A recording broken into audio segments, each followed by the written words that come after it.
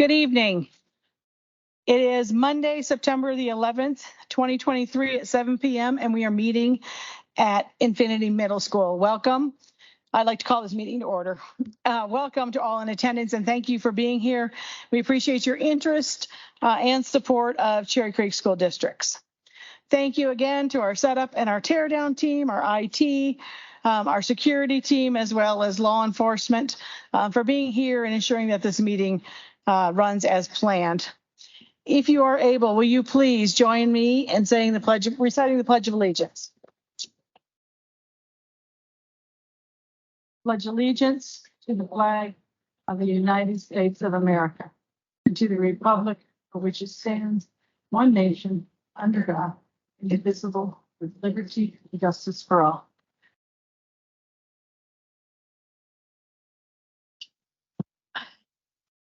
Thank you. Mrs. Director Allen, would you please read our land acknowledgement? On behalf of this board and the Cherry Creek School District, I would like to acknowledge that this meeting is being held on the ancestral and unceded lands of the Cheyenne, Arapaho, Ute, Oceti, Shikawi people who stewarded it for generations. The Oceti Shikawi people include 7 bands, so I would like to recognize that over 40 additional tribal nations likely use this area for trade, ceremonies, and social gatherings. Thank you. At this time, may I have a motion to approve the agenda for the September 11th, 2023 regular Board of Education meeting? I move to approve the agenda for the September 11th, 2023 regular Board of Education meeting. Thank you. Is there a second? Is there any discussion on that? Okay, roll call, please. Directors Allen. Aye. Bates. Aye. Egan. Aye. Garland. Aye. McDonald. Aye. Thank you. The motion carried. Now may I have a motion to approve the minutes of the August 14th, 2023 regular Board of Education meeting? I move to approve the minutes for the August 14th, 2023 regular Board of Education meeting. Thank you. Is there a second? Second. Is there any discussion? Thank you. Roll call, please. Directors Allen. Aye. Bates. Aye. Egan. Garland. McDonald. Aye. Thank you. That motion carries as well. All right. It is at this time during our regular Board of Education meeting that we take time for our Board of Education for comment. Director Allen, would you please start us this evening? Thank you, Director Bates. Good evening, and thank you for joining us. Thank you to Principal Price and Infinity Middle School for hosting us. I take a brief moment to remember the lives we lost on 9/11. As I reflect on this tragic day, I share this quote from President Obama. Even the smallest act of service, the simplest act of kindness, is a way to honor those we lost, a way to reclaim the spirit of unity that followed 9/11. September 15th marks the beginning of Hispanics and Latinx Heritage Month. Hispanic and Latinx Heritage Month is an annual celebration in the United States that honors the history, culture, and contributions of Americans whose ancestry can be traced to 20 countries in one territory, which includes Mexico, Central and South America, the Caribbean, and Spain. We specifically recognize Latinx Heritage Month in celebration of the diverse races, cultures, and indigenous languages that encompass the larger Latinx community. Tonight's special report is on spring 2023 data. While we learn about the results of test scores, it is critical to recall that test scores provide only a snapshot when evaluating students' academic achievement. We utilize a broad range of measures to evaluate and support students' progress towards mastering standards. The results show that we need to continue focusing on strong universal classroom instruction while meeting the wellness needs of our students as we continue to transition away from the disruptive years of the pandemic. While on the topic of 2023 data, on behalf of the board, I recognize Paulton Elementary. Under Principal Lohr's leadership, Paulton moved up 3 levels in the school performance framework. We also congratulate Arrowhead, Laredo, Sagebrush, and Village East, all who moved up 1 level in the school performance framework.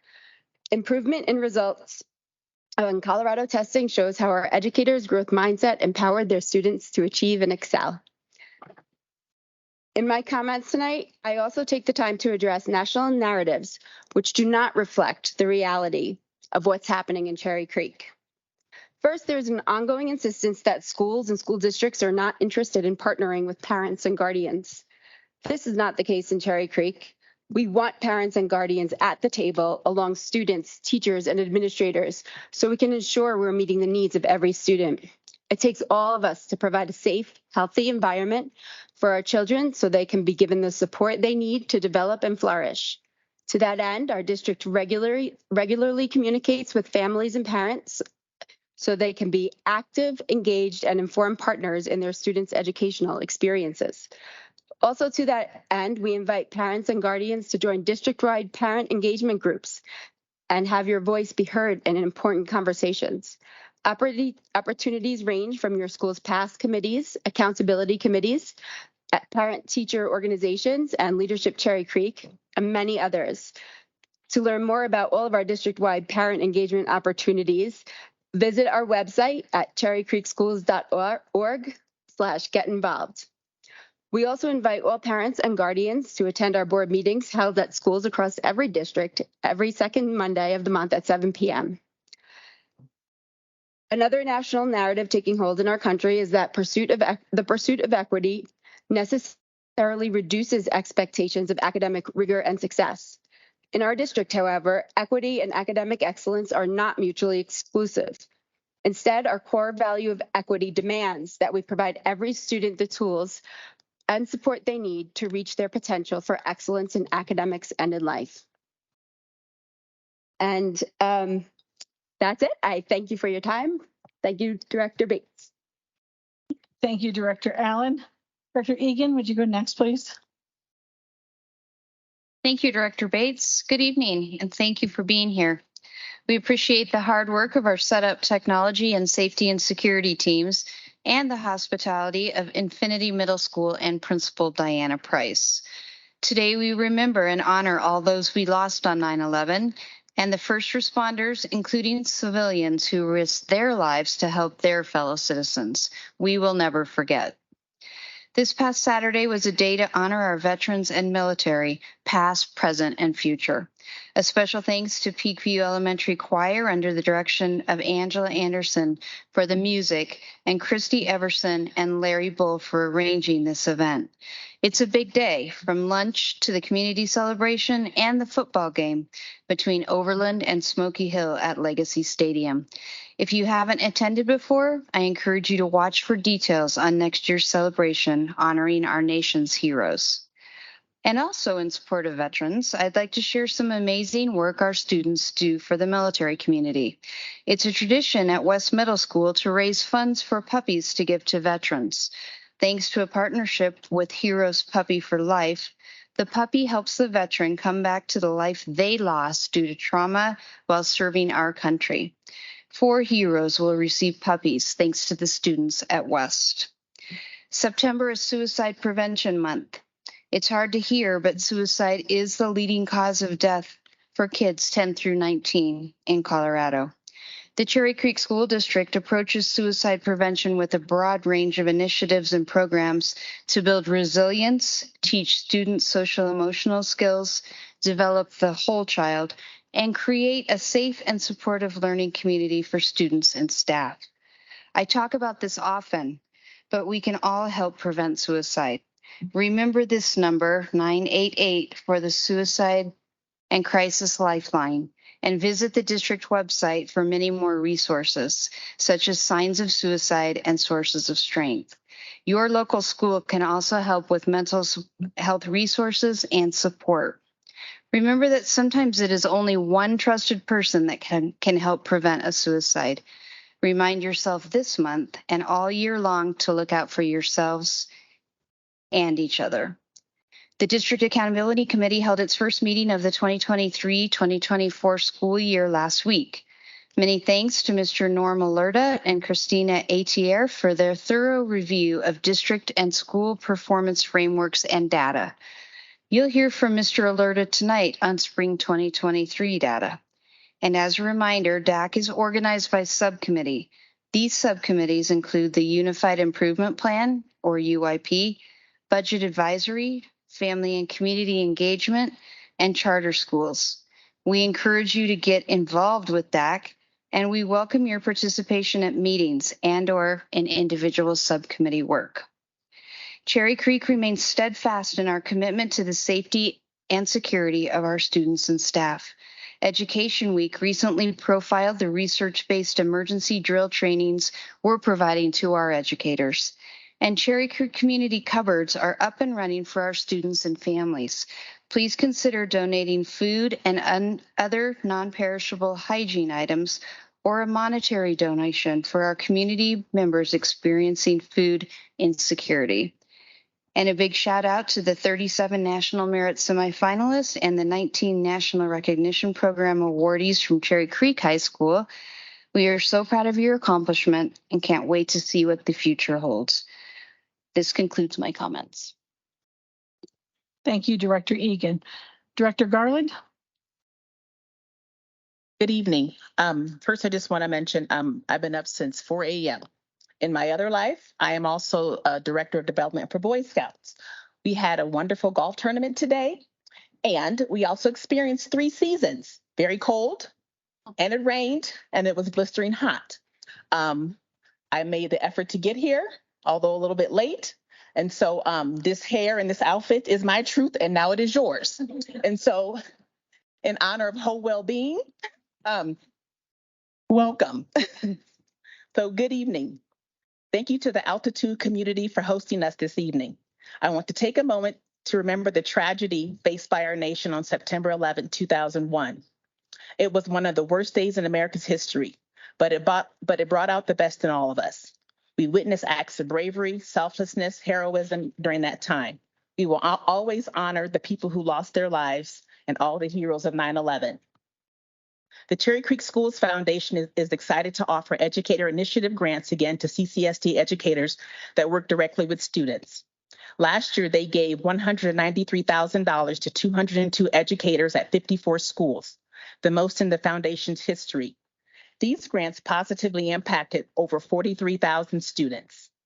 Educators are encouraged to visit ccsdfoundation.org for more information, which include the application.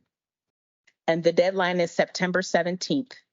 Last year, the foundation supported students with $1 million in classroom grants, mental health programs, and emergency relief, providing $63,000 to families and also providing $63,000 to families in crisis. We are excited to continue supporting students this year and make an even greater impact. This month, I had the opportunity to attend the district PASS meeting due to a scheduling conflict in my colleague, Director Allen's schedule. Parents from across the district came together to discuss the history of this parent committee, including previous administrators and readings and materials that supported the work of equity in our district. The attending parents and community members also discussed the successes achieved by the committee, which included a greater awareness of community and culture, more inclusive schools, and our increased hiring and retention of teachers of color. Other topics covered included strategies to get committees up and running at all of our schools, how to recruit parents, new and suggested topics and issues to explore, and a possible name change that reflects this next generation of parents and their needs. Getting out into the community is always the highlight of my role as director in this school district. Being able to talk with our wise elders, who are sometimes retired educators, visiting with parents about the current progress and hopes and dreams for their students, and my favorite, current students and alums who keep me abreast of their experiences and how this district has the common thread of community and what is involved for their next steps. Every one of those conversations has a common thread of community, which echoes how important our schools are. Cherry Creek School District continues to be an intentional stop and a destination district for families seeking a quality and robust education for all children, no matter where they live or how they learn. Excellence says that all kids can and will learn. In addition to a quality classroom experience, our district works hard to minister to the whole child by offering additional services and opportunities for students and families, which include mental health, additional educational supports, sports, clubs, the arts, and other extracurricular activities. That is why I serve. This legacy of excellence and my passion is why I'm asking that you and others wholly support my colleague, Director Ann Egan, and incoming candidate, Ruthie Knowles. Director Egan will continue to be a supporter and advocate for all students, and I welcome Ruthie to do the work in her expanded and elevated position. That concludes my comments. Thank you, Director Garland. Director McDonald, please. Thank you, Mrs. Bates. Good evening, everyone, and thank you for being here. Appreciation is extended to Principal Price and the staff at Infinity. The diligence of the security team as well as our technology staff does not go unnoticed. And to those of you that set up and break down the auditorium, thank you. As a member of the Board of Education, I, along with my colleagues, appreciate the continued interest and support of our families and community members in Cherry Creek School District. There are 53,000 plus students and over 9,000 staff members across 67 schools, and we recognize and appreciate the responsibility that we all must inspire every student to think, to learn, to achieve, and to care. As a district, we strive to establish a strong foundation for each and every student that will ensure they have the skills necessary to be successful in school and in life. There are several programs and initiatives for the 2023-24 school year that will support our students in that effort. Our Cherry Creek Innovation Campus provides multiple career pathways and hands-on learning opportunities. I have a granddaughter enrolled in that program, and she is extremely, well, actually, I have two grandchildren in the program, and one in the culinary and one in business, and they are both extremely excited. And as you know, our extracurricular activities, as Mrs. Garland already alluded to, offer a range wide of options for our students. There is Healthy School Meal for All, which has already started. And to let you know what that means for our district, 31,000 meals per day are prepared and served, and it fluctuates. And I think the next time that I complain about cooking for just me and my husband, I'll bite my tongue. Though challenging, the Universal Preschool Program has launched. We have presently approximately 1,000 students enrolled. However, we have the capacity for 3,000 students. To be able to accommodate our youngest population, 54 classrooms were upgraded, 17 new playgrounds were built, 97 new classified staff hired, 71 classified staff transferred to Universal Preschool, and 23 licensed SPED educators were hired for Universal Preschool. So I think we're prepared for our youngest population. The expansion of Hazel Health to include all students to access assistance from school and at home with the use of free telehealth service is one of our programs as well. Traverse Academy, which we're all excited about, will open in October.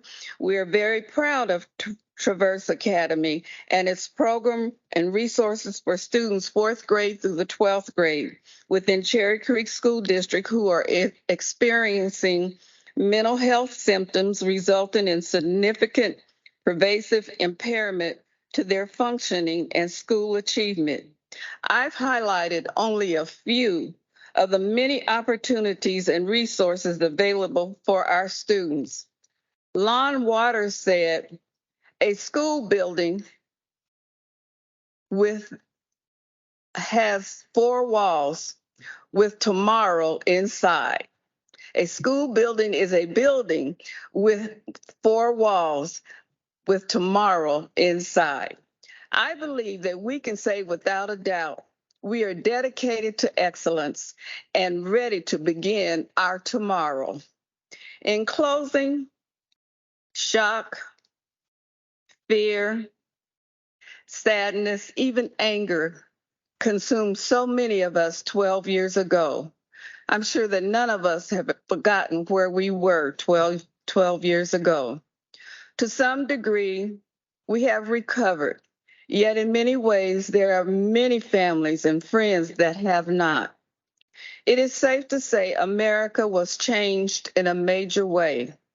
On today, there is a remembrance embedded in our hearts as we recall that dreadful day we all refer to as 9/11. Please keep the families that lost loved ones on that dreadful day and those who suffer mental anguish, and say with me a prayer for them this evening. Thank you, Mrs. Bates. That concludes my comments. Thank you, Mrs. McDonald. All right, good evening, and thank you once again for attending tonight. And thank you, Mrs. Price and Infinity Middle School for hosting us this evening. On this somber day of remembrance, I will never forget the details of 9/11, 2001. And I will forever be grateful for the men and women that gave so much so the rest of us could continue to enjoy the freedoms that we have in this country. This past Saturday, Cherry Creek honored our veterans and active service members with a luncheon, a community event, and the end of the day with a game. I look forward to November when we will once again honor our veterans in every one of our schools. I look forward to the parades, the breakfasts, the luncheons, all of the events that take place during that week of Veterans Day. So I encourage people to attend those events and support our veterans and military during that time. One of the most moving events that we have during our veterans and military event is the Quilt of Valor ceremony. And at our event on Saturday, we were fortunate to wrap one member of our community in a quilt that is made by the Centennial Quilt Club. Mrs. McDonald's husband was honored this past Sunday at their church. He is a Purple Heart recipient and was able to be wrapped at their church this weekend by the same women who were at our event on Saturday. So I congratulate you. I wish we could have been there to see that as well. Thank you. Are you aware that in Cherry Creek schools, we have over 53,000 students in 67 schools? Did you know that we have many families that are here as refugees, escaping their home countries for a better life? In Cherry Creek, we have a very diverse demographic and believe in serving all of our students and their families.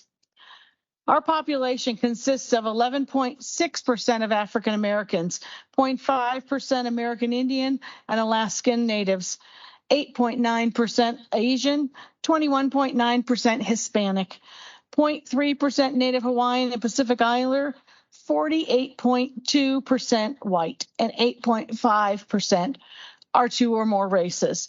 We are no longer the white district that we were some 20 years ago. We are now a minority majority district, and we need to appreciate that. We have over 150 languages spoken in this district, and we have over 600 families living in conditions that would label them as unhoused. I am proud of the work that this board continues to do to ensure that every student has the resources they need.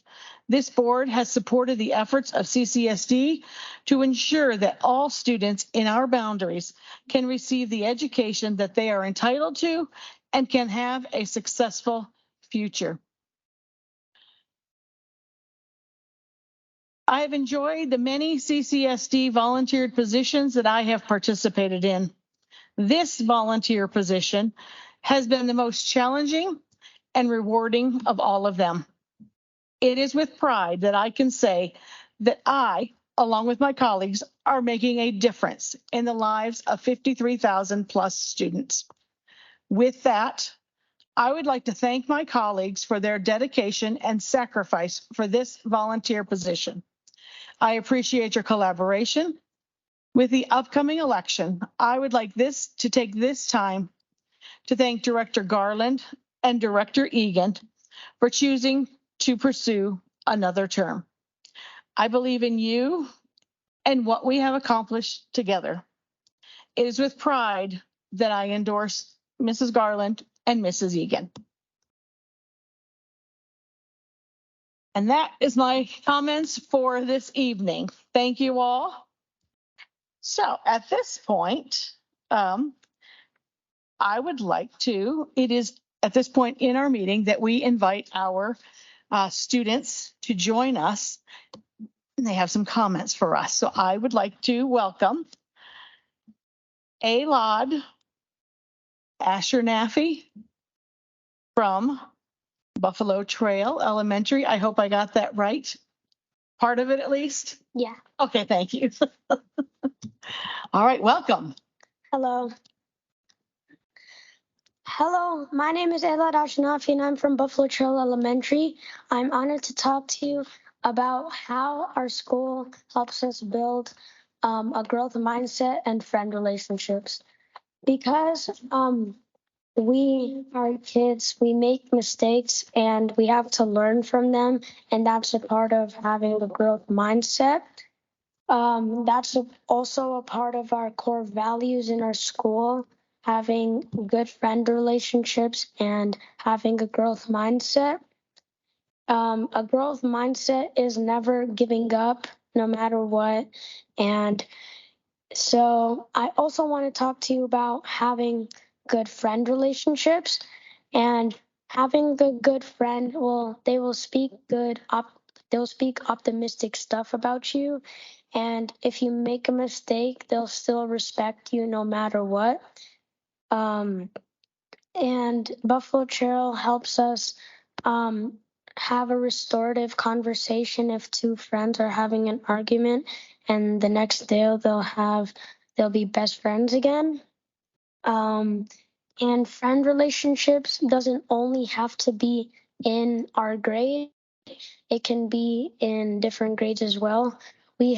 Our class has buddy classrooms with the preschoolers, and we help them so that they can read more, and we try to become their friend. And we also help them have a growth mindset. And the principal helps them as well. She goes to them, she talks to them as well, so they can have a growth mindset. And in conclusion, I think that Buffalo Trail is a good place to have good friend relationships and have a good growth mindset. And it's just a good place to learn in general. Thank you. Thank you.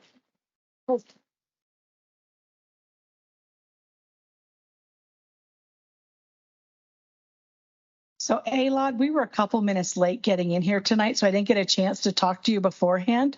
But do you mind talking to us for a couple more minutes? Can I ask you a couple questions?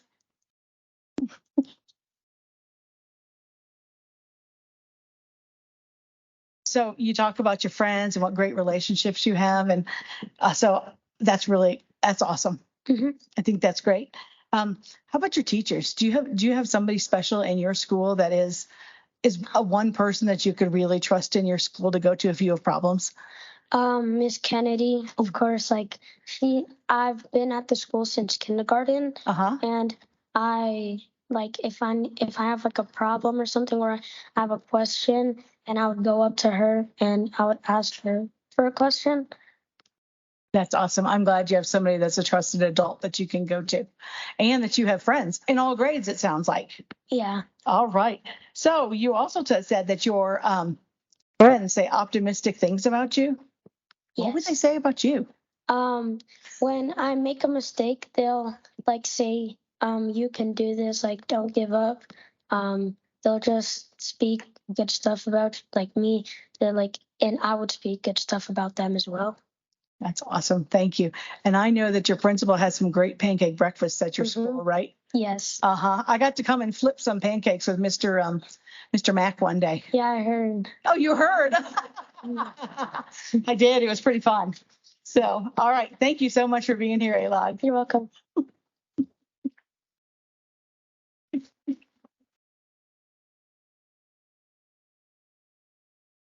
All right. Now I would like to invite Lyra Davis from Infinity Middle School, please.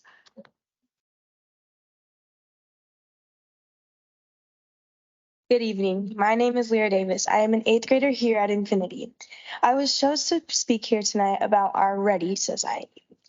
And I was never the perfect kid, but I tried to be. And having these guidelines has helped me strive to be the person I wanted to be.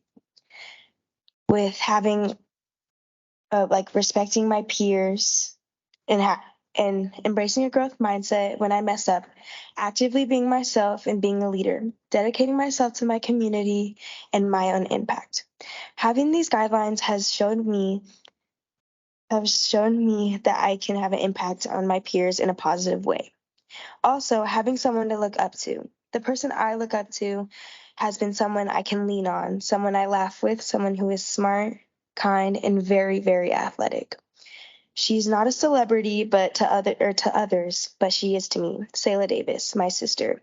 She has shown me that being myself is way better than anything else.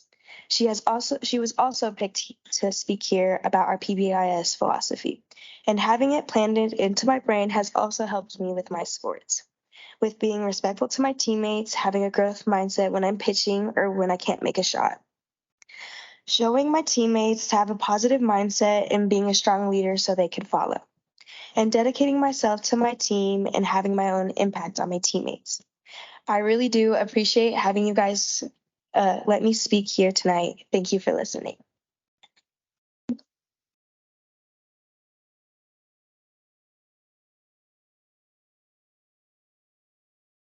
Thank you, Lyra. I'm so glad that you have somebody too. I say this all the time, but I'm glad that you have somebody that you can lean on as well, even if it is your sister. Do you always get along with her? No. We've been doing better though. That's good. I'm glad to hear that. That's how it is with sisters, right? That's how it is. What grade is your sister in now? She is a freshman in high school. Freshman. So she did this last year? Yes, she did. All right. Very nice. And what sports are you playing? I actually, right now, I am doing softball and I run track for my school. I actually just came from a meet. But I try to do as many as I can. Like, I love doing basketball. I used to play soccer, but it's all kind of just my life. It sounds like you're very involved. And you're very well-rounded. And you are an 8th grader. I was looking to see, I'm like, are you 8th or 7th? I couldn't remember. So you'll be moving on to high school. Yes, I will. DT next year? Yep. All right. Okay, well, keep doing the same great things you're doing now and you'll do just fine. Thank you. All right, thank you.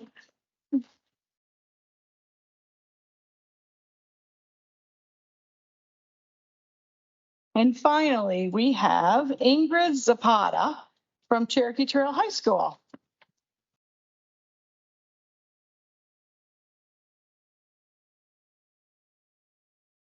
Hi, good evening, everyone. I'd like to start my time off by thanking everyone who is here today and to the wonderful teachers, including our principal, that allowed me this opportunity to speak to you all today. To introduce myself, my name is Ingrid Zapata. I am an IB junior at Cherokee Trail High School.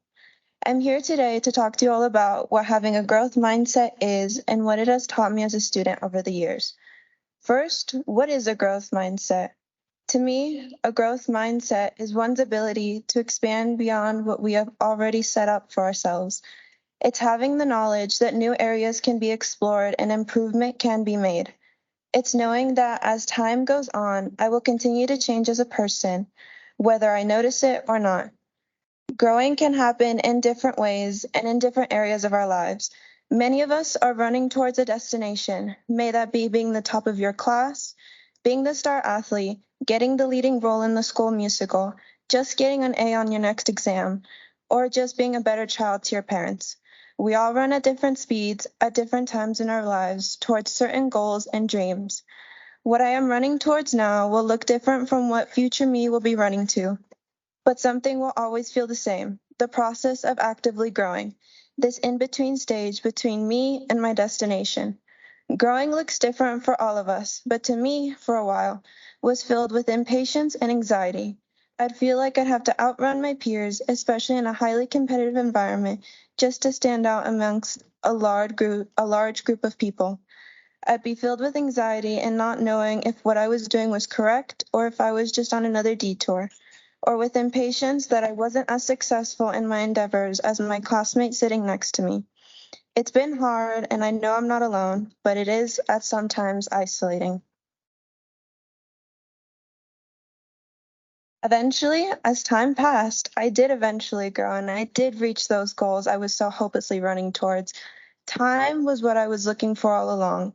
I learned and weirdly grew to know that as I aged, I would naturally grow, even if my endeavors failed or succeeded, that even if I feel perpetually stuck in the present, the me in 2 years will be different and will have grown and will have new worries ahead of her. It's knowing that through all of my anxiety and impatience, time will eventually take me places that I couldn't have imagined in the future, that present me can't even comprehend yet. I just have to trust it and the chaos that it brings. Thank you.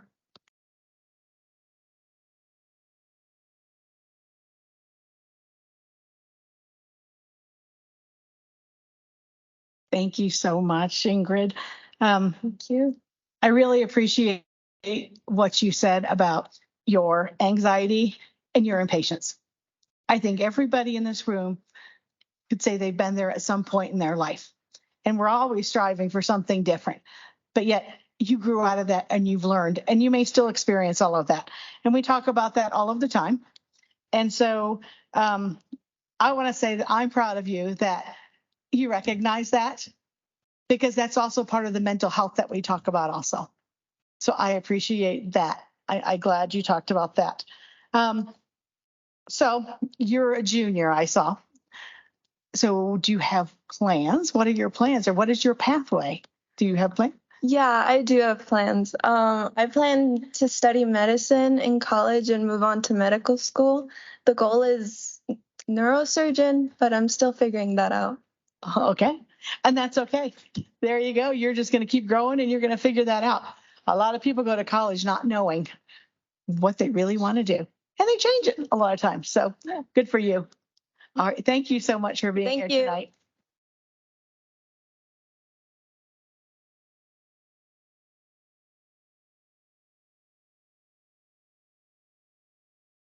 And now Mr. Smith gets to follow the students. So Had 1 month off. I'll take that.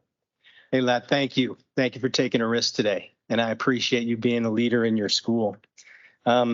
Continue to take those risks and be willing to fail. It's failure when we learn. So continue to do that. And continue to wrap yourself with friends who build you up and don't tear you down. That's an important life lesson, my friend. So continue to be that person. And I thank you for your growth mindset. And I thank you for being a leader as you start sharing relationships and modeling growth mindset for the youth at Buffalo Trails. So I'm excited for you. Thanks for sharing tonight. I appreciate it. Lyra, it's okay not to be perfect, right? Everybody makes mistakes. We all do silly things once in a while, right? And again, I tell you to continue to take risks, continue to push yourself, okay? And think about the positive impact that you're having. And what's told to me often is think good things and good things happen. So while we often stress about it, usually the stress is more than the outcome in the first place. So continue to think positive, okay? And then continue your leadership into high school. And I hope you continue in athletics. You've already got the opportunity to run on the Cherokee Trail track, right? I'm glad we could work that out for you. So congratulations and thanks for being here. Ingrid, please continue to expand as a learner and as a person. It's not always the end game, as you said, but it's the journey along the way. So I know that you shared about your anxieties and your stress, but I hope that you often take time to celebrate what you've also accomplished, right? You need to always recognize that because that's important as well. So I wish you good luck. I'm sure you're going to make it wherever you want to go in the medical field. But again, what I ask you is enjoy the journey on the way, okay? Thank you for being here tonight. My comments are going to be pretty brief as our board members shared most of what I wanted to say. I want to thank Ms. Price for the opportunity to be here tonight. I also want to talk about Suicide Prevention Month, and I would ask you to know that our communications office will be sending out resources this month for you and your families. And also, if you see something, please say something. It's important that if we see students struggling, that we get them the help that they need. If we see adults struggling, that we get them the help that they need. So currently we have Hazel Health that is free for all of our students. We've also hired the Bob Mines organization to help our teachers and our staff with their mental health as well. I was also at the Veterans football game this weekend and our football celebration. It's 13 years in. When it started, we had 2 veterans with us and 50 pizzas standing in the rain. And we had to walk up into the stands to ask more veterans to come down and celebrate with us. This year we had Cherokee Trail entire parking lot filled with tanks and helicopters and veterans and families. And it was awesome to see this opportunity grow from where it was. And it is important that we thank those who have served our country and have sacrificed for us, because if not for them, we wouldn't be here tonight.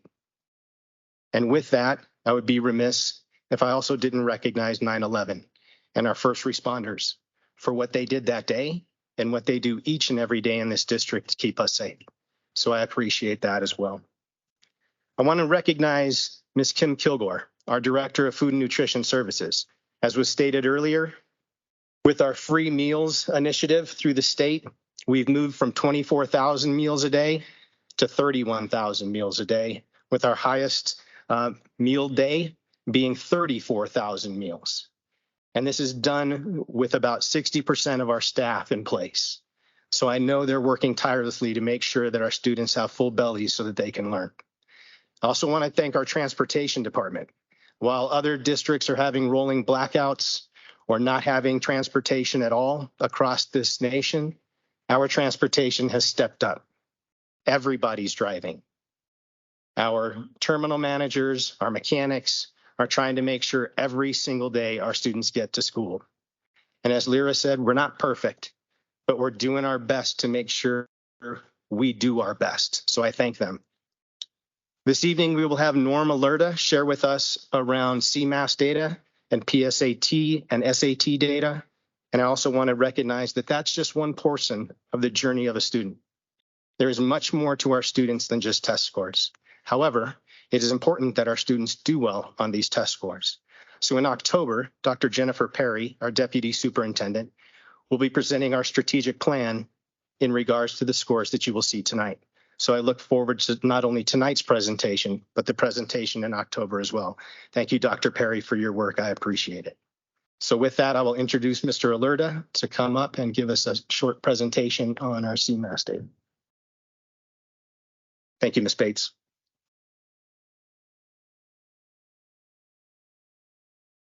All right.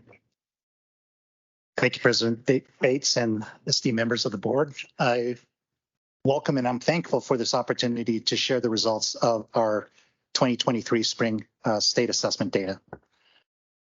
So as we start looking at this data, we are going to put a little bit of a statistical measure on it just to really quantify the change from one year to the next. In education, what's typically used to measure differences is what we call an effect size. And Jacob Cohen had established benchmarks for this back in 1969. What was generally accepted is that anywhere between 0.2 and 0.5 was considered a small change, 0.5 to 0.8, a medium change, and then anything above 0.8 is a large change. I'm not going to get into how effect sizes are calculated, but those are the benchmarks. There's been some research since then just to look at what really makes sense in terms of education. And so as of 2018, the current benchmarks, according to Matthew Kraft, were after looking at a lot of educational research across different districts, different states, and studying the effect sizes, what they determined when programs are actually effective, you'll see an effect size of 0.2 or larger. And that just means that there was whatever was put in place in terms of a program actually had some effect in terms of changing whatever score or metric was being measured. What's considered a medium effect now is 0.05 to 0.2, and then anything less than 0.05 is considered a small effect. As you look at these next couple of slides, we're going to look at the difference between the results from 2022 to 2023. We typically do look at 3 years worth of data, but considering that in 2021, we only tested half of the students across our district. This year, when we look at our data, we're only going to look at 1 year to the next. And I would urge us all to really consider the results from 2022 is when we first had our full slate of testing to be kind of our baseline, and then we measure ourselves moving forward from that. So what you'll see in these changes is we'll put an effect size, we'll mark it if it's at least above 0.05 or higher as something that was an effective change or a change of substantive difference from 1 year to the next. But if it's less than that, we're not marking that at all. And so what we're considering as anything above 0.05 or higher is that we've either maintained, or if it's between 0.05 and higher, we've maintained where we were. Anything below that is considered a decrease in our scores. So as we move forward, looking at our CMAS data, just overall for our district English language arts, this includes all grades from grades 3 through 8. In 2022, we had 49.4% of our students meeting the benchmark for standards in English language arts. In 2023, that result increased slightly to 49.7. That difference of 0.3 really was there was no effective measurable effect in that change. So essentially, we just maintained where we were from the previous year. When we look at the mean scaled score, this is a different metric that the state uses. This is actually what's used in our accountability frameworks. Director Egan mentioned school performance frameworks. This is the metric that the state uses. They look at differences, or they look at the average scaled score. So when we look at where we were in 2022 for English language arts, grades 3 through 8, our median mean scaled score was at 746.7, increased slightly to 747.4. That difference of 0.7, that increase really was not a substantive effect at all, just like with our percent meeting benchmark. So again, we're maintaining where we were from the previous year. We put the college and career readiness benchmark at 750. That any student that scores over that would be considered meeting the college readiness benchmark. Median growth percentiles are the third really important metric that is used in our state testing. The average for the entire state is to be at 50, which means that 50% of your kids or more made good growth. And so in 2022, our median growth percentile was 50. In 2023, that median growth percentile dropped slightly to 49. Now, there is no effect size that we can measure from 1 year to the next when we're talking about median growth percentiles. So there's no effect size on this, and you won't see that for any of our growth charts moving forward. When we look at math, in 2022, we had 40.2% of our students meeting the benchmark. Again, this is grades 3 through 8. In 2023, it was at 39.8. That's a difference of negative 0.4. Again, applying an effect size to that, really there was no substantive change. So essentially, we're maintaining where we were from the previous year. We look at the mean scale score, we're seeing the same thing. Again, hardly any change at all. You can see the mean scale scores from 2022 to 2023. That effect size was essentially 0. So again, we're maintaining where we were from the previous year. Growth percentiles, we're at the state average over the last couple of years. So we were at 50. Our median growth percentile was at 50. When we look at this by grade level, you can see for all of our grades for English language arts, grades 3 through 8, comparing 2022 to 2023, there were some negative and positive changes, but really when we apply an effect size measure to that, there really wasn't any substantive difference or increase in those changes, except for 5th grade, where we saw that effect size of 0.12. And again, that's higher than that medium effect size. So we're considering that we've made some substantive change from 1 year to the next in grade 5. And we see that change in grade 5 really carrying over when we start looking at mean scaled scores. Again, you'll see the changes, the slight changes for each of our grade levels 3 through 8 in English language arts, but it really is in grade 5 where that change of 747.6 the previous year to 752.6, a change of 5 scaled score, average of 5 scaled score points, and effect size of 0.15. We can consider that some substantive increase in our scores from one year to the next. When we look at the median growth percentile from one year to the next, from 2022 to 2023, note that in grade 5 and grade 7, we do not have median growth percentiles. That's because in the prior year, you need 2 scores in order to measure growth. In 2021, 6th graders and or 4th graders and 6th graders did not take, most of them did not take the English language arts test. So the state did not calculate a growth percentile for grades 5 and 7 that year. But you can see in 2023, we had both grades 4 and grade 6 exceeding the average at the state level of 50. So we're at 50, 51 and 50. When we look at the percent meeting benchmark by math, by grades for math, we see again slight increases and decreases, but when we apply an effect size statistic to those changes, we don't see any substantive increase or decrease. So across all of our grades 3 through 8 in math, we're essentially maintaining where we were from 2022. And we see that same result here with our mean scale scores. Again, some slight differences from 22 to 23. Applying that effect size to those change, we don't see any substantive difference. So we're essentially maintaining where we were from the previous year. Again, you'll see the same thing too in 2022. There were no growth percentiles for grades 4 and grade 6 because of in the previous year, students in grades 3 and 5 did not take the math test. So what we're really paying attention to is 2023, what our median growth percentiles were. And you can see in grades 5, 6, and 8, we exceeded the state average of 50, got a 53, 50, and a 54 median growth percentile in those grade levels. So what we have here is a dot chart. It looks like carnival colors, but the size of the dots represent the N size, the number of students that were tested. So larger dots are most likely going to be our middle schools. The color of the dots represent whether or not there was a school either maintained where they were the previous year or they increased substantively from 2022 to 2023. The red dots are where we're seeing the schools did not make a substantive, they actually had a substantive decrease of their percent meeting at or above meeting the benchmarks from the previous year. Now, this quadrant really represents a combination of both achievement and growth. So we showed, we just shared the meeting growth percentiles and the percent of students meeting benchmark. So what we have here is what we call our high-low quadrant. It's just our quadrant of growth and achievement. So if you look in the upper right-hand corner, those are schools that showed high growth, which growth exceeded the 50th percentile, that average percentile, high growth, and then had more than 50% of their students meeting or exceeding the state benchmark in this particular subject area, which is English language arts. When you look at the lower left quadrant of this particular chart, low growth and low achievement, those are schools that had growth percentiles that were less than the 50th percentile, and then less than half of their students were meeting the state benchmark in the English language arts tests.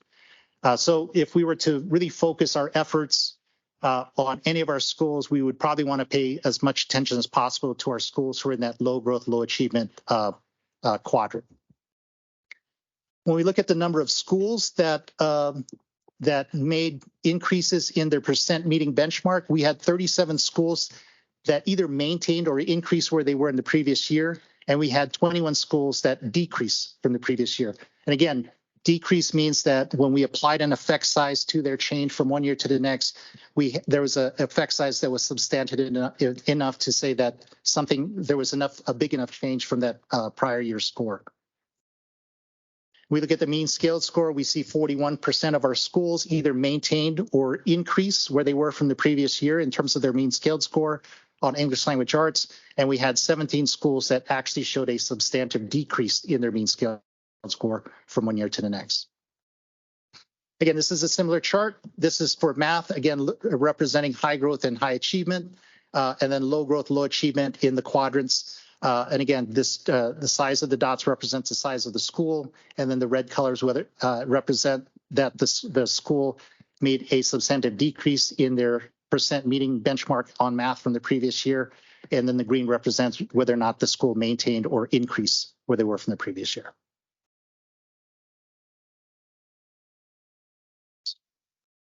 Up here.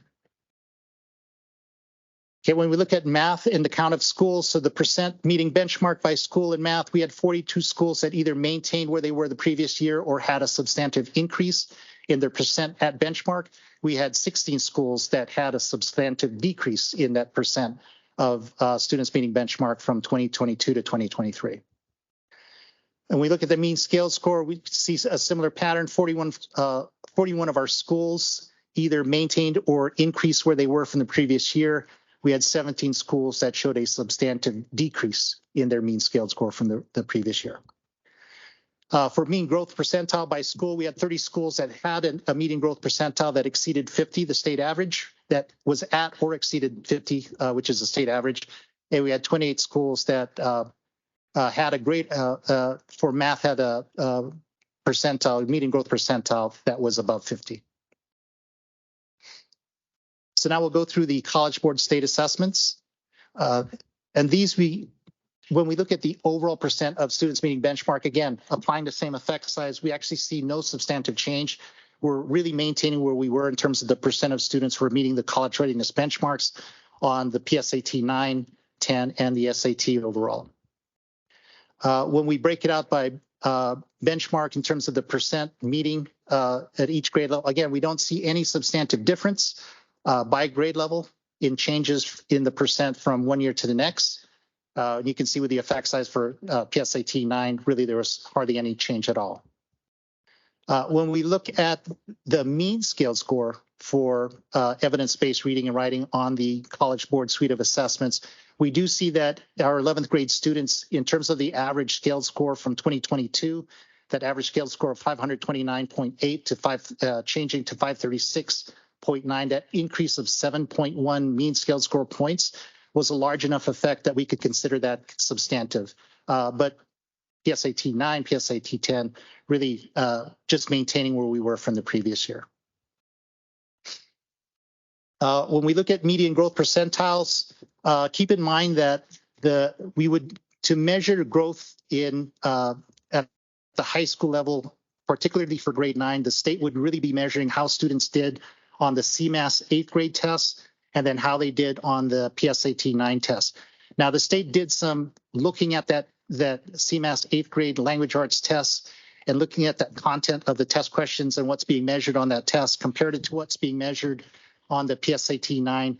They saw that there was a big enough difference in the content of both of those tests at what was being measured at 8th grade that they didn't think it was appropriate to really measure growth. So you won't see growth on the for PSAT 9 because going from CMAS 8th grade to PSAT 9 was too much of a change in the content. But what we do see with our growth percentiles in 2022 and 2023 is that we actually did increase the growth percentiles at 10th grade and 11th grade, going from 49 to 54, and then from 54 to 55. Both of those, by the way, as you can see, exceed the state's median growth percentile of 50. When we look at the percent of students meeting benchmark overall, grades 9 through 10, we do see that there was a substantive effect in that change, going from 48.9% to 52.1%. That change of 3.2% was at that effect size range that we could consider substantive. And we look at this broken down by grade level, we'll see that it was in grades 9 and grade 10 where we saw enough of a change in those percent of students meeting that benchmark in math that it was considered a substantive change. Really, the biggest increase we see here is in grade 9, where it went from 51.6% to 58.4%. Look at the mean scale score. We see the same results happening here, where grade 9 and grade 11 both showed some substantive increase in the mean scale score from one year to the next. And really, at grade 10, it's just maintaining that change from one year to the next. Can we look at the median growth percentiles for writing? We'll see that for all of our tests, let's see, what's this median growth percentile? For all of our tests, this should actually be math, if I'm reading this right, because there is no I just told you guys that there is no growth in PSAT 9, so that label at top is wrong. So really, this is looking at the PSAT 9, 10, and 11th grade median growth percentile. I think this is right. Oops. And so we've gone from 57 to 61 in grade 9. Grade 10 was 53 to 53. So the median growth percentile essentially stayed the same. And then for our 11th grade SAT, the median growth percentile increased from 56 to 60. I apologize for the wrong name on the slide here. When we look at this overall meeting benchmarks for English language, the evidence-based reading and writing, we see that 4 schools in 4 of our high schools either maintained or increased where they were in the grade 9 tests. 4 schools maintained or increased where they were in the grade 10 tests. And then we had 7 schools in the 11th grade SAT evidence-based reading and writing tests that actually increased in the percent of students meeting benchmark. When we look at this by math, we see 6 schools that actually either maintained or increased where they were from the previous years in terms of that percentage meeting benchmark. For grade 9, we had 4 schools in grade 10, either maintaining or increasing where they were. And then we had 7 schools in grade 11 on that SAT math assessment that made either maintain where they were or increased in their mean scale score. And when we look at the median growth percentile by evidence-based reading, writing, and math, we see 5 schools, 5 of our high schools had growth percentiles that were at 50 or higher in evidence-based reading, writing, and in the math assessments. Other thing here. Okay. I don't know if we're taking any questions, but I did put a slide deck with questions on it.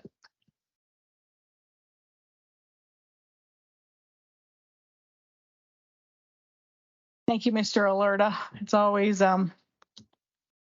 interesting to see the data Yes. that comes out, but I also appreciate that this is only one point of our students' achievement. This is only one piece that shows our students' success. So I appreciate that as well. Do we have, I think my question is, we have a lot of people who opt out of the test. Yes, we do. How do we get our parents to understand the significance of this test?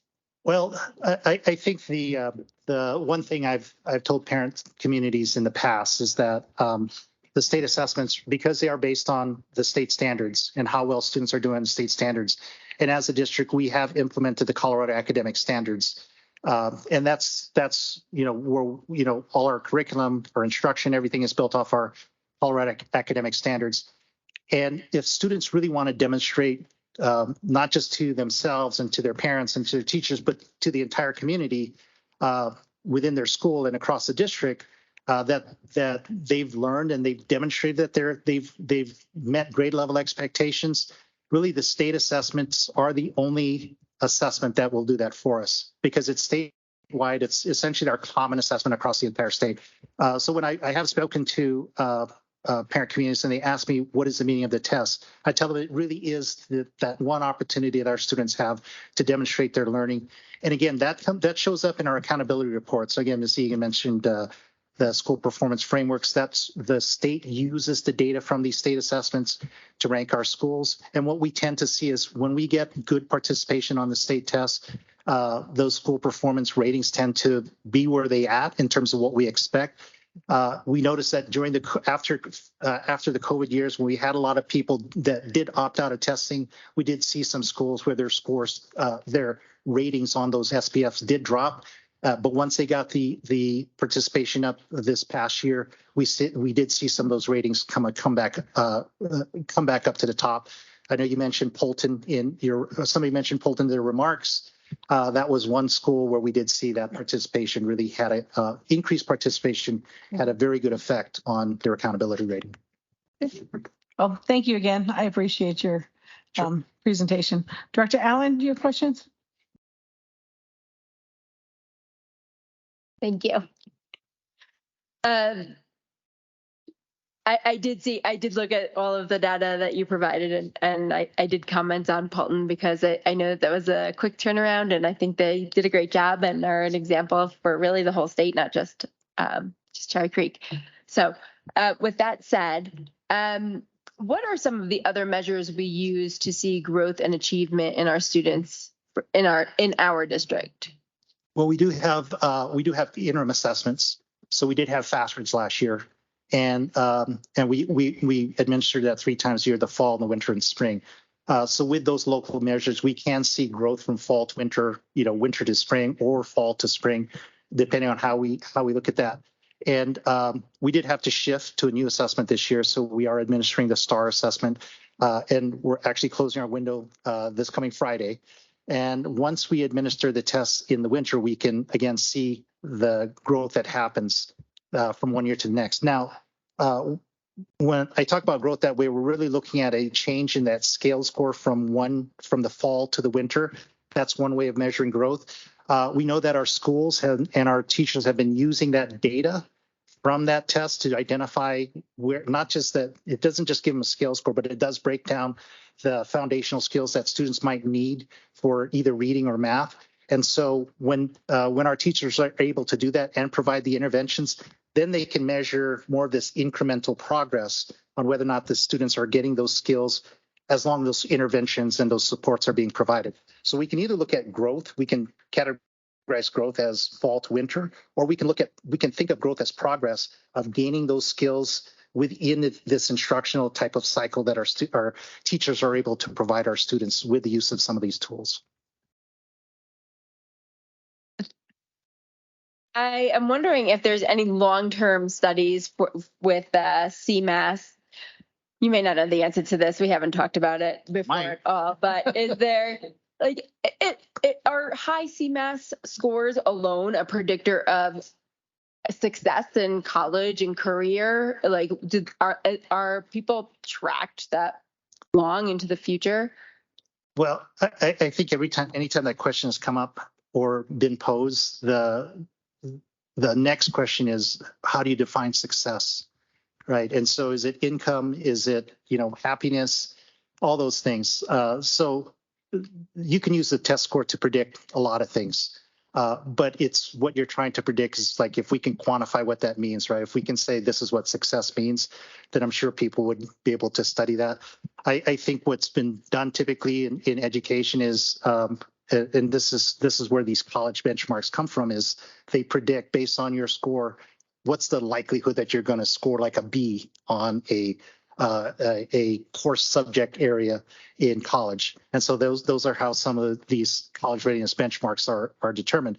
When you start looking at state assessments, the only thing you can really do at this point is like predict how well, if I do well on CMAS, how am I going to do an SAT? And then is that going to predict how well I'm going to do in college? Because they have some of that research done. But I know I actually said, well, you can use this to predict success. I said that to somebody and they said, what do you mean by success? And I couldn't define that at that time. So. All right. Thank you. You're welcome. Director Egan? I appreciate seeing this again. I would just like to say, just based on the questions from my colleagues, clearly test scores are a piece of the snapshot. I think that was the term Director Allen used, in how we look at our students and how we look at them as whole people. So I just wanted to reiterate that. I just have a question around the SAT and the PSAT and how you're viewing that now after COVID and when that was optional for students, and what do you think about the return to that, where that's going? Well, I think, with the PSAT and SAT, we do tend to get more participation in that. I think people see more value in it. And I think coming back to that, I'm able to answer your question here. But I think coming back to that, I think we saw slightly more participation. For me, I'm wondering more about what's going to happen this year, because we just got back from COVID. Last year was our essentially new normal, right, with testing. But now what's going on with College Board, the College Board assessments this year is that they're going online, and it's also a computer adaptive test. So typically, when the College Board assessments are administered, every student gets this exact same form. They get the same questions. Now that it's going online and it's computer adaptive, then every student gets a unique test. Now, what that score ends up looking like at the, when we get it back next fall, it'll be interesting to see, because College Board has assured the state of Colorado that they've done all these analyses and done these correlations with samples of students that took both the old tests and the new tests, and they're able to equate these scores. But once we get those results back in the fall, we'll see whether or not either things stay the same or we see some spikes up or down, just because it's a completely new format of the test.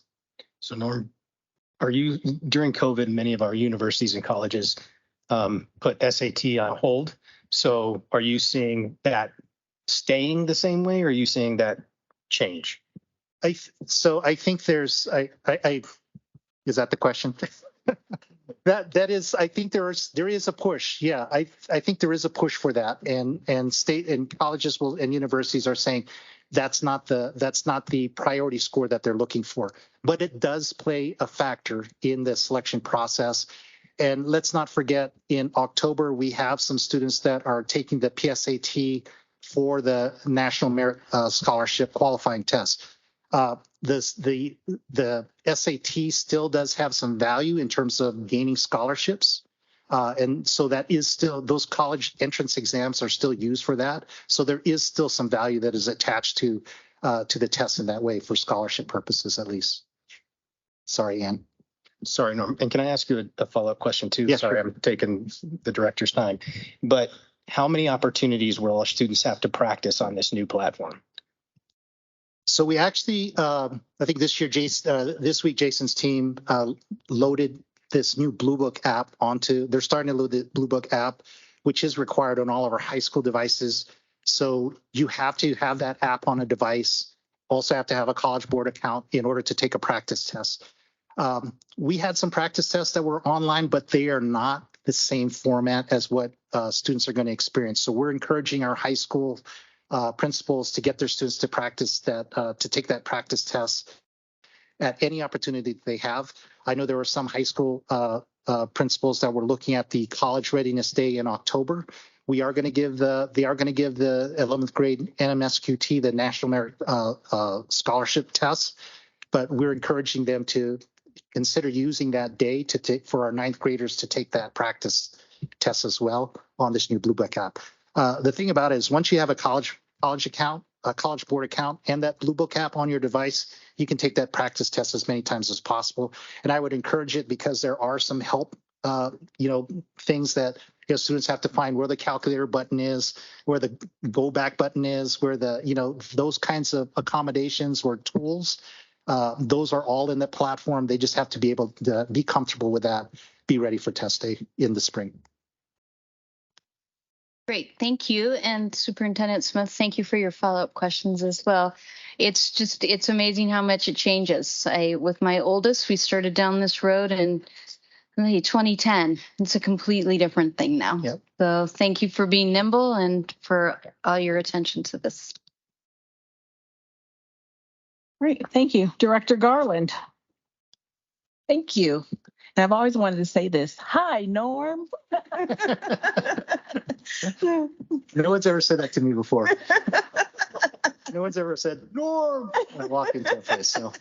Okay, so I do have a few questions. So do we know why the parents are opting out, or that we have a high rate of parents opting out of these tests? Yeah, I don't really know. I know that right after COVID, I think what we heard anecdotally was there was more value in just kids recovering social emotionally.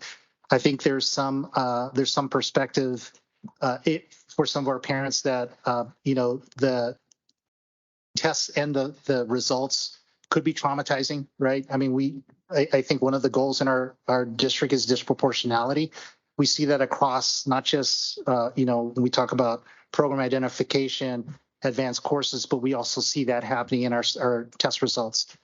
So I think coming back from COVID, there was that sense in the air that this wasn't the time. We weren't ready for it. And I think a lot of other districts were saying, can we just get one more pause? So the state kind of compromised and said, we're only going to test half the students. But then I think we're still coming back from that. I was talking with a colleague from another district, and he was saying the same thing. He said they've noticed that prior to the pandemic, their participation levels were at a certain rate. After the pandemic, yeah, it did drop. And then even last year, in 2022, when we had that full slate of testing, and last year, he said, I don't think we're ever going to get back to where we were pre-pandemic. I think there's just still some families. There are still some families out there right now who don't feel that they don't have that as a priority as part of their students' educational experience right now. Okay, so looking at obviously the CMAS scores are one pool of information, and then looking at our PSAT scores. And so I'm assuming the students that are taking those tests like the PSAT are also on track to do possibly, LSAT, MCAT, GRE, GMAT. So when you talk about this whole, a test is one point in time, what is the balance between a test is one point in time and you have the GMAT test on Saturday, the 15th at 8 a.m. in the morning? What is that? How do you? Well, I know that's a big question, but I'm a yellow. Yeah. So. Well, yeah, I think we have to think about the context of it, right? So right now in the state of Colorado, the College Board suite of assessments is our state assessments. So every student takes that. And when you look across the country at average scale scores and you look at which states require the college, like let's say the SAT, and which ones don't, what you'll tend to see is that the states that require it, their average scale score or mean scale score is going to be a little lower. And then the ones that don't require it, you're going to see the scores a little higher. And it makes sense because the students who are taking the test that's not required are college-bound students, right? They're taking the time to practice, hire tutors, do all these things, right? So they can be successful in the test, get a good score, get into a good college. I think you'll see the same thing with things like the GMAT, all these graduate level tests, LSAT, those types of tests. Those are students who take that test, they're motivated to get into a graduate school, so they're going to take the time to study and do well, excluding me, exceptions for me. That writing test, by the way, in the GRE, that killed me. I'm not a good writer. But there is a motivation in testing when it's not required. But yeah, we did look in past when states require testing. What you tend to see, the difference in those states is that they tend to have lower mean scale scores. So I guess that kind of answers my next question. So when you say the more tests you take with that, the platform that we have on the students' computers, more likely the better that they'll do. Is there a suggested number of practices, or does that vary from student to student? I don't know if there's any suggested number. I know that we have some students that they'll take the SAT 3 or 4 times. They'll continue to do that, but with the practice tests, I'm more concerned about students becoming familiar with, the technology aspect of it, because it's very different. And then I guess this is kind of a multi-pronged question and goes back to what you just mentioned as far as accommodations. Now, for the CMAS test, do our elementary and middle school students have to be proficient at the accommodations? And the same question for our English language learners, the same concept. Yeah, and maybe accommodation. There are some like helpful kind of tools that you can use that are allowed in the testing environment, online testing. And then when we start talking about accommodations, then there are things like extended time, screen readers, magnification. Those things have to be adjusted for the students on their devices. But yeah, it's like navigating, like, where's the arrow to click for the next question? Okay. Right. Where is that located? Is it up here? Is it down here? The testing allows a calculator. Where's that calculator button? So it's familiarizing yourself with those test taking tools that are in the system. Like, with College Board, you can mark something and say, I want to come back to that. Well, we want to make sure kids know where that is. so that they're not wasting time looking for it. And then, and then that just kind of has an impact on their score. So we want to make sure they get practice just in the mechanics of that test platform. So a student's proficiency with technology can impact their performance on a test. Yeah, proficiency with the technology, but even just being familiar with that specific platform. Okay. That concludes my questions. Thank you. Thank you. Director Bates, can I jump in with one more? Yeah. I just have one more question. Sorry. Sure. Just listening to what everybody else was saying. When you're talking about this new format for the PSAT and the SAT and the new practice test, is there going to be training on that in school so that every kid has the ability to understand how to use it and they're not left to their own devices? Yeah, I think our test coordinators at our school are familiar with the Blue Book. In fact, I got an email from one of the high school folks last week saying, are we going to put this Blue Book? When is that Blue Book app going to be, loaded onto the devices? Because they wanted to do some practice testing in advisory. So with the practice tests, we can stand over there and show them where things are. But I think one of the most important things is just get on and become familiar with it. The scores don't count, right? So they can just practice with it. I've seen it. It's not that difficult to navigate, but it's different from a paper and pencil test. So we just want to get them familiar with it. Yeah. All right, Director McDonald, please. Well, I always say when you're the last one, most of the questions have been asked and answered. So I get off easy. But someone did just pretty much ask one of the questions that I had, and that was the accommodations for our students. What about the accommodations for the special ed students and also our immigrant students? Someone asked that too as well. So yeah, so for state ELA. testing, state testing, students will have accommodations like as part of their IEP. So we try to make sure that those same accommodations are brought over into testing. Now the state allows most of the accommodations. There are some that they don't allow on state testing. So even if it's something that a student uses in the classroom, that might not be available on the state test. So we have our school assessment coordinators at every building that work with the teachers in schools to get those accommodations set up in the platform so that kids have that. A lot of our students, especially our immigrant students, might need extended time, so that we make sure that those accommodations are set. And then it's just a matter of in the testing environment, setting it up at the schools to make sure that kids that get extended time could be in the same place. Kids that have some accommodations that are on the device, they're getting those. So my wife is a teacher of the students with visual impairments. So anytime we introduce a new assessment into the system, she starts complaining about the accommodations. So I'm like, okay, yeah, it can do screen reading, it can do magnification, but those are things that are individual for the students. So we track which students need accommodations based on their IEP, and then sometimes within the classroom, students are getting some extra accommodations. We just make sure that they're getting that as well in state testing. thank you, and thank you for your report. It's always top notch. Thank you. Thank you. Thank you. Thank you again, Mr. Alerta. I'm just hoping that when this gets out, that this is an equitable test, that all students will get their time where they learn how to use this, because it brings me back to when we were in COVID and you were switching back and forth between different platforms and where do I click the microphone and where do I click this? So when you're using a different platform, it's tough. So I really hope that we get that time, that we get our kids acclimated to it. So thank you again. All right.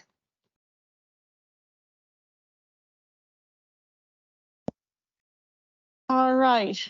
It is at this point in our meeting that we make time for members of the audience who have completed the online public comment form prior to 12 noon today to address the Board of Education. For everyone to be heard, please limit your comments to a maximum of 2 minutes. A buzzer will sound at the end of your 2 minutes, and the microphone and audio will be automatically muted. Each speaker may only speak once during public comment. Speaking time may not be shared between parties. This is your opportunity to make comments to the Board of Education. In accordance with board policy, it is not a question and answer session. Please confine your comments to matters that are germane to the business of the district. Further, please recognize that students attend most of these meetings. Any speaker whose statements or behavior are unrelated to the business of the district, appear threatening or unsafe, or are inappropriate for K-12 students may be interrupted or warned and their opportunity for comment terminated.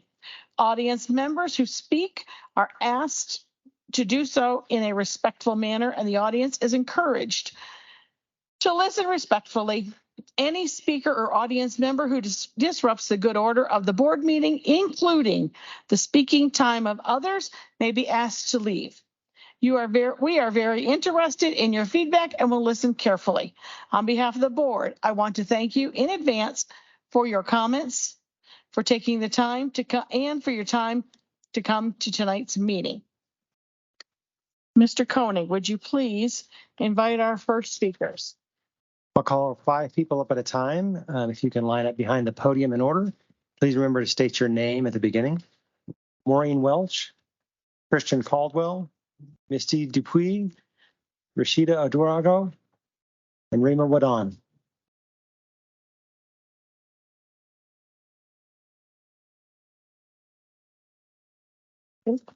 Go ahead. Thank you. My name is Maureen Welch, and I am the proud mom of one Cherry Creek School District student. My other one is at CU Boulder. So we got one out successfully. Thank you. Last August, I started attending these Board of Education meetings and asking, learning, and participating. And I want to thank this district and the body for being a leader. You are a leader in the Metro Denver area, and other districts and parents and teachers look to you. Hat tip to Tony Poole today and the success of the launch of Traverse Academy and serving a group of students that traditionally are not served. So thank you for that. Also, thank you, your district lobbyist, Mike Beasley, who I know from the Capitol, also mentioned that you all are being recognized by your peers, other school boards, for standing up and saying this universal pre-K is an issue. So you have the respect of your peers there. And also overall, great job during a very difficult couple of years here with the pandemic. Today, several directors said they welcome families, input, etc. Also, several directors asked, how do we get parents to understand CMAS? I learn a lot by coming to these meetings because I'm able-bodied. I have the privilege to come, the ability to hire a babysitter to be here tonight for my disabled child. That's not the case for a lot of people. I want to urge you to have a growth mindset like some of the students shared tonight. And why not stream all these public meetings and do it like other districts do? Look to your peers, look to the other districts. And even the Sentinel editors agree. They published a story last June. I haven't been here since then, so I printed it out and made a copy for all of you. And I urge you to read it. They said it's time for the school district, Cherry Creek, to step up and do what the peers are doing. So thank you for your time. Thank you for your service. And I hope you all had a wonderful summer and that this year is very successful for everybody. Thank you.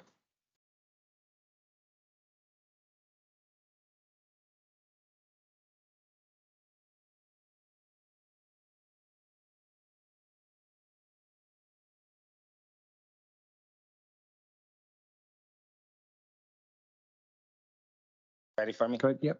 All right. Hi, board members. I know y'all are tired of seeing my face and hearing my voice at this point in time, but I come to you guys because you guys have done a grave injustice against my nephew. By upholding this expulsion, you guys have continued to allow the school to prison pipeline to exist in our county. As your guys' 18 judicial districts, racial ethnic disparities, coordinator, chair, whatever you want to call me, I represent the whole 18th for this. You guys are portraying those statistics. You guys have a hand in that. When you guys expelled 120 students of color over the last 2 years, well, better yet, it was just in 1 year. I would love to see next year's numbers to see how this all plays out. But as Norm said, you know you guys have disparities, and you guys continue to own those disparities by upholding this expulsion. So now that you guys have upheld that expulsion, I'm telling you guys, game on. It is an election year, so just know that. As well as Your lawyer probably gave you guys bad advice, but I'm going to a district court judge. I will get this overturned, and I know I will. I'm going to do anything I can to scorch this earth for my nephew because he deserves justice. You guys have fabricated lies against him and said that he was a racist and said racial slurs about a student. And then you guys even fabricated in the case that he had a knife. And it was never even him. It was the other student. And then on top of that, you guys didn't give him an IEP the whole time he's been in this district since kindergarten. So again, Cherry Creek and the board, all of you guys, game on. Thank you.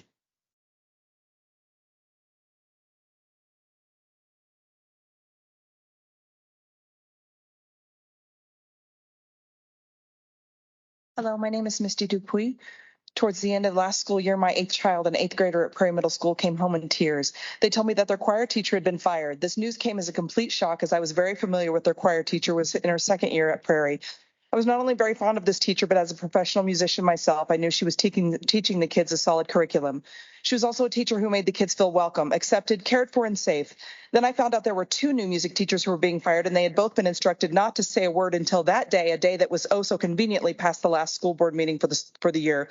I called the school and spoke with the vice principal to express my concern and disappointment rather than speak to me about the issue. She chose to hang up on me. My child told me how all the students were extremely upset at the news. Their choir concert was at the beginning of the following week. I went early, stood outside the auditorium, and asked people if they would like to show their support to the teacher to please sign their names, that I would be emailing the school board the following day.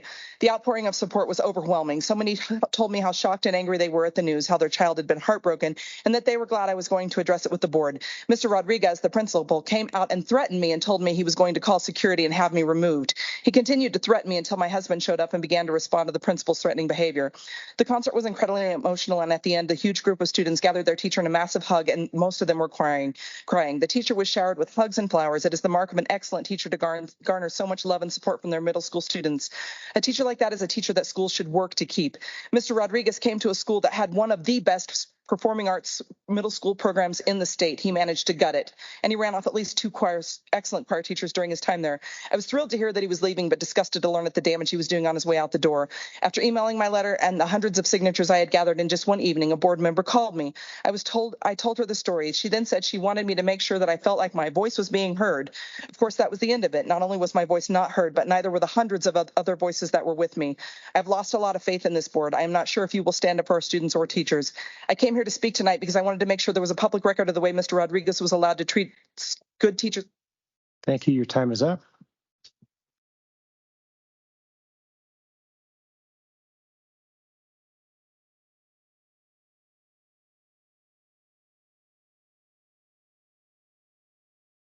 My name is Rashida Ouedraogo.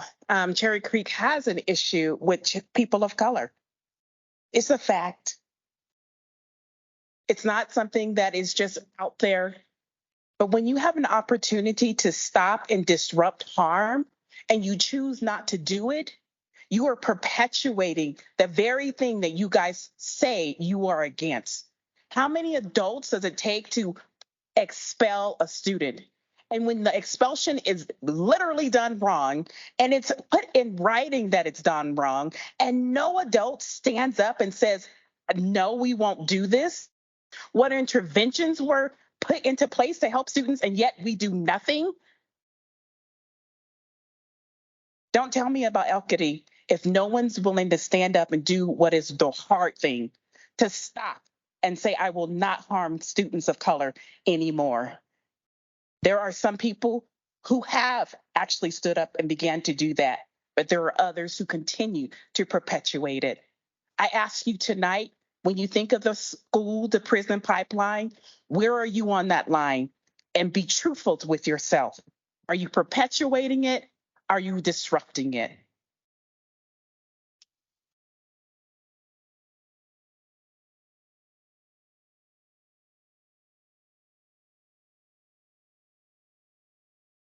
How are you guys? My name is Rima Wadan. I'm a parent and alum of the district. I come to talk about key principles on our CCDS pillars, which is community engagement. I have assisted with our diversity and inclusion past meetings and addressed many topics at our local community, including microaggressions, supporting DEI within our schools. But one of the main hindrances of our work is grounded in not having the tools or resources for diverse families to have effective past meetings. Many times locally, this burden comes down to a couple parents financially supporting these means. And there's other cases where past is supported through principals, and we appreciate those who lean in.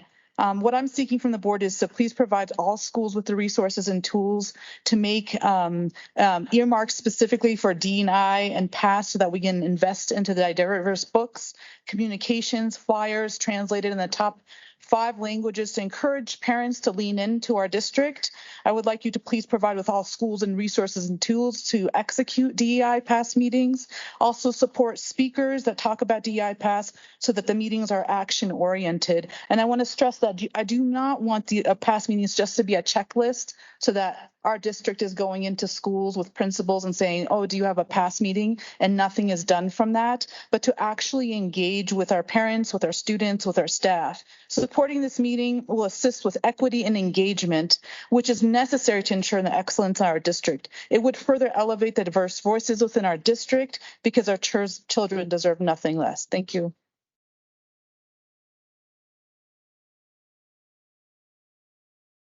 Hunsak Zucker, Andrea Mohammadi, Brian McKinney.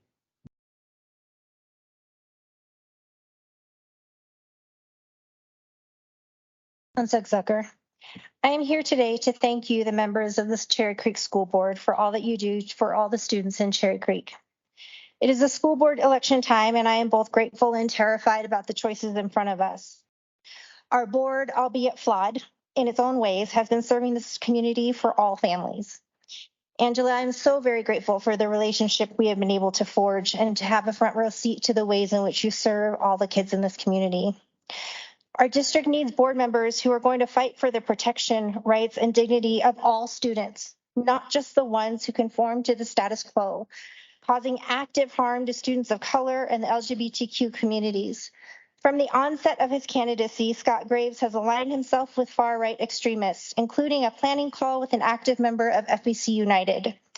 FBC United, some of you will remember, is the organization behind UADF, the militia group who showed up 2 years ago specifically to intimidate families of color. Not only is Scott Graves connected to at least one member of FBC United, he and Steve McKenna are running on a platform of police in every school, despite the fact that research has shown that school police does not improve school safety. And organizations such as the National Association of Psychologists, the ACLU, and the American Psychological Association all indicate that the presence of school police is related to several harmful outcomes. Graves and McKenna were also actively promoting yesterday's School Safety Summit until yesterday afternoon, when their promotion of the event was scrubbed from their website and Facebook pages. One must wonder if it was because CEO of Able Shepherd was a panelist at that summit. And you see, Able Shepherd is an anti-LGBTQA militia who recently terrorized families at the Doug Crow Pride Fest. These are the people Scott Graves and Steve McKenna choose to align with, whether they keep it public or not. I'm sorry, your time is up.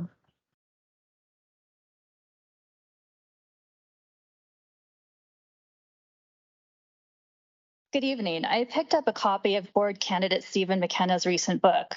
What was revealed is an individual who is out of touch with students and communities who do not enjoy his privilege.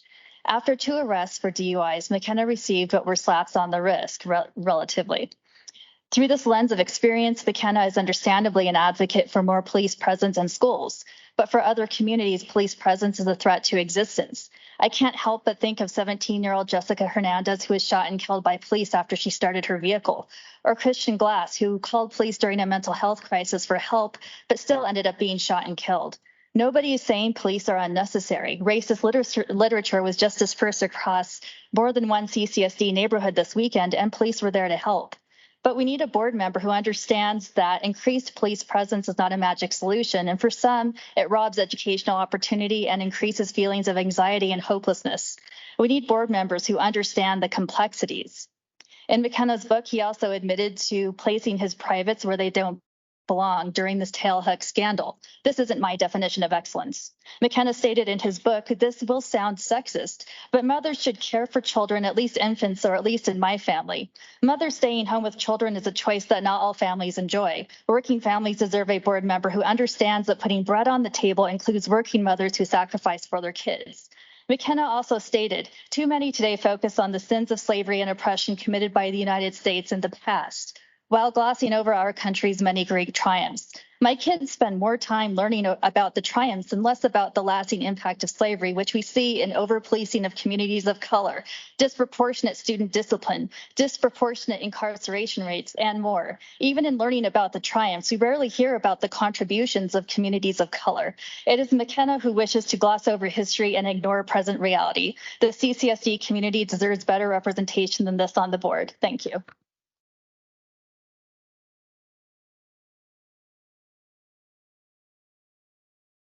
Good evening. I want to talk about school safety, but more specifically, I want to talk about the impact of extremism on school safety. 3 years ago, we had militia members attending school board meetings to intimidate parents, students, and kids. And I'm sure you all remember that. I do because I was there. Even after that happened, we learned that there were Cherry Creek School District Board of Education candidates soliciting support from the parent organization of this very same militia.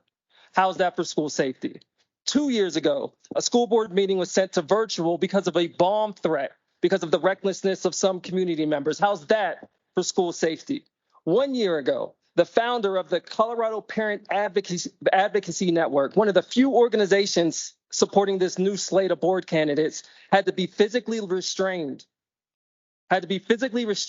by school security as she aggressively approached a parent of color in the middle of a board meeting, totally out of control. 2 days ago, my neighborhood, as well as many other neighborhoods in this district, was littered with Nazi, anti-Semitic, racist material on the sidewalks, on the grass, on the driveway, all over the neighborhood. We contacted the Arapahoe County Sheriff, and he said that it was a concentrated incident, concentrated around local elementary schools in this district. 1 day ago, a school safety summit was held, promoted by this new slate of board candidates. And who did it feature? It featured the leader of an organization that's been called a paramilitary militia. Do we think a local militia should have a direct line into the Board of Education? Does that make us safer? Tell your friends, tell your neighbors, tell your family, it's time. It's time to stand up once again. It's election season, just as we did last election. It's time to vote to ensure every single student, parent, and educator feels valued and safe in this district. Thank you. Your time is up. Director Bates, that's all for tonight. Thank you.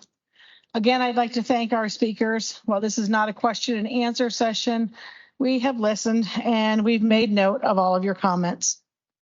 So before we move on to consideration of the consent agenda, are there any resolutions the board members would like to pull or discuss? All right, then, seeing as there are no discussions, let me ask for a motion to approve the consent agenda. Resolutions number 23.9.2 through 23.9.7. I move to approve the consent agenda resolution number 23.9.2 through number 23.9.7. Thank you. Is there a second? Second. Thank you. Is there any discussion? Any roll call, please? Directors Allen. Aye. Bates. Aye. Egan. Aye. Garland. Aye. McDonald. Aye. Thank you. That motion carries. All right. The only other business that we have this evening is to announce our next regular Board of Education meeting, Monday, October 9th of 2023, 7 p.m. at Prairie Middle School, 12,600 East Jewell Avenue, Aurora, Colorado, 80012. Please keep your family safe and be involved in your schools. As At this time, may I have a motion to adjourn this meeting? Move to adjourn. Thank you. Is there a second? Second. Roll call, please. Directors Allen, Aye. Bates, Aye. Egan, Aye. Garland, McDonald. Aye. Thank you. The motion carries and this meeting is adjourned.